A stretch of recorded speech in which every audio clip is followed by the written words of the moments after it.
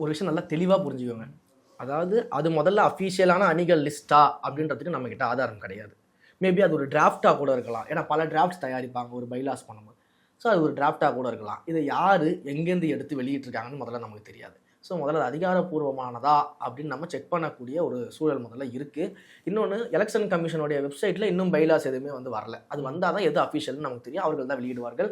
கட்சியின் சார்பாக எல்லாம் வெளியிடணும். இது 2 நடந்தால் தான் அது வந்து அக்செப்ட் பண்ணதுக்கப்புறம் தான் அது நடக்கும். ஸோ இந்த ஒரு சூழலில் நம்ம இருக்கும்போது இந்த அடிப்படை அறிவு தெரியாத அரசியல்வாதிகள், நீங்கள் சொல்கிற அண்ணாமலையாக இருக்கட்டும், மற்றவர்களாக இருக்கட்டும், என்ன பேசிக்கிட்டு இருக்காங்க?